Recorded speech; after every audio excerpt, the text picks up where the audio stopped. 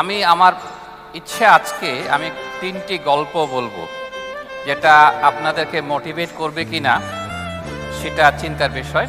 তবে গল্পগুলো আমার নিজের গল্প। জীবনে যেখানেই যেতে চান, হ্যাভ এ ড্রিম। স্বপ্ন ছাড়া উপরে উঠতে পারবেন না। স্বপ্ন লাগবে, স্বপ্ন দেখতে হবে।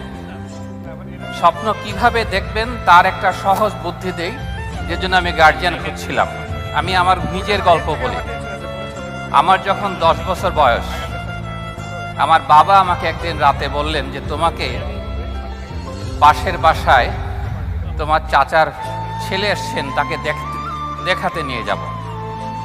আমি একটু অবাক। এই চাচা আব্বার বন্ধু, ওনার ছেলে আপনার সাথে থাকে না, ইউনিভার্সিটিতে পড়াশোনা করেন।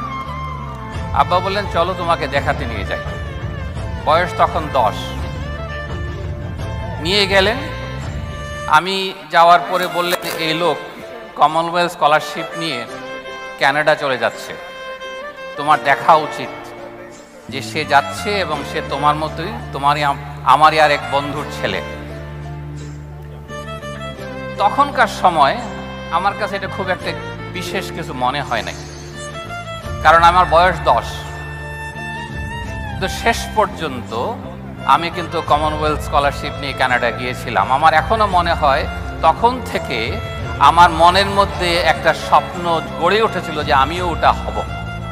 তাই বলছিলাম যে যখন নিজেকে কিছু করতে চাও, স্বপ্নটা দেখতে হবে। আমার দ্বিতীয় বিষয় হচ্ছে যে শুধু স্বপ্ন হলেই চলবে না, স্বপ্নের পেছনের বহু গল্প আছে, সেটাকে ফলো করতে হবে। অপরচুনিটি, সুযোগ, এটাকে চিন্তা করতে হবে। নানা রকম অপরচুনিটি আসে। কেউ বলে অপরচুনিটি কোত্থেকে আসবে বোঝা যাবে না।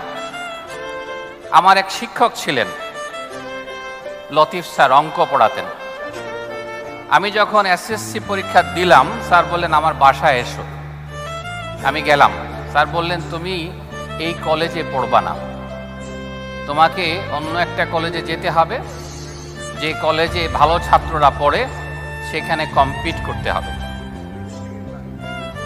আমি মনে মনে ভাবলাম যে স্যারের তো এই উপদেশ না দিলেও পারতেন।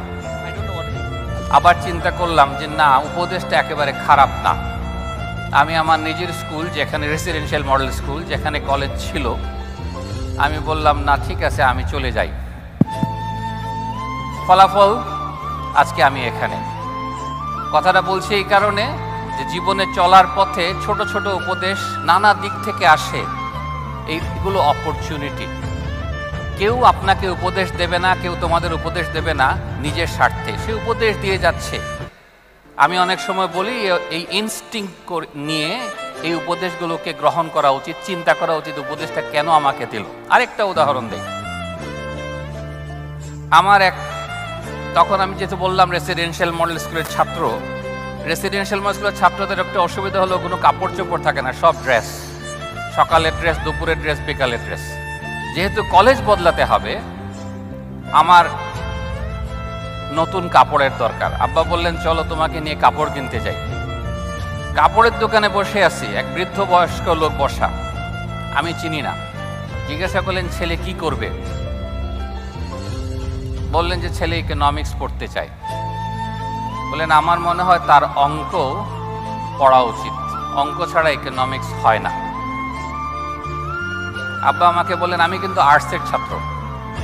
আব্বা আমাকে বললেন কি হবে এখন, তুমি তো আর্টসের, ইকোনমিক্স পড়লে অঙ্ক লাগবে। আমি বললাম আমি পড়ব। আমি অঙ্ক পড়লাম। অঙ্ক ক্লাসে গিয়ে আরেক মজা হলো। আমার শিক্ষক হান্নান স্যার, বেঁচে নেই এখন, উনি বললেন আর্টসের ছাত্রদেরকে আমি এইচএসসির অঙ্কের ক্লাসে ঢুকতে দেই না, তুমি জিওগ্রাফি ক্লাসে চলে যাও। কারণ কলেজে জিওগ্রাফি আর অঙ্ক একই সময় পড়ানো হতো। আর্টসের ছাত্রদের চয়েস ছিল জিওগ্রাফি, ভালো মার্কস পাওয়া যায়। আমি বললাম স্যার আমি অঙ্কটা করতে চাই। স্যার বললেন যে না, অঙ্কতে আমি নেব না, তবে একটা শর্ত আছে তুমি যখন বলছো। শর্তটা কি? যে শর্তটা হচ্ছে 3 মাস পরে টার্ম পরীক্ষায় তোমার রেজাল্ট তুমি যদি পাস করো, তাহলে তোমাকে আমি অঙ্কের খাতায় নাম ওঠাবো। বুঝতে পারছেন অবস্থা? আমার স্বপ্ন ভেঙে যাওয়ার অবস্থা। আমি ভাবলাম যে না, আমি পারবো। 3 মাস পরে আমি যখন হাইয়েস্ট মার্কস নিলাম ম্যাথমেটিক্সে, তখন স্যার অবাক হলেন, বললেন যে আরে আর্টসের ছাত্ররাও অঙ্ক জানে। তাহলে কথাটা বললাম এই কারণে, স্বপ্ন শুধু স্বপ্ন হলে চলবে না, স্বপ্নের সাথে নিজের ইনস্টিংক্ট রাখতে হবে, মনোবল রাখতে হবে, বলতে হবে আমি পারি। আমি পারি না এমন কোনো কাজ পৃথিবীতে নাই। যে কোনো কাজ যদি আমি চাই আমি পারি। আমাকে চাইতে হবে মন দিয়ে, বুঝতে হবে কোথায় চ্যালেঞ্জ এবং সেই চ্যালেঞ্জটা নিতে হবে। নানা সময় যখন তোমরা অনেকে ইউটিউব, ফেসবুক যেটাইতে যাও, মাঝে মধ্যে দেখবা ছোটখাটো অ্যাডভার্টাইজমেন্ট চলে আসে। কোনো কোনো অ্যাডভার্টাইজমেন্টে মনে হয় যেন কিছু না, আমি মাঝে মধ্যে ক্লিক করি। কেন?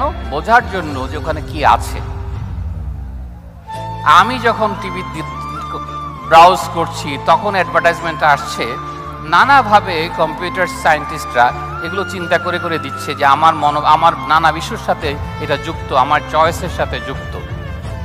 ক্লিক করলে দেখা যাবে একটা দিগন্ত খুলে যাবে মাঝে মধ্যে। আমি বলছি এই কারণে, প্রচুর অপরচুনিটি তোমাদের জীবনে থাকবে।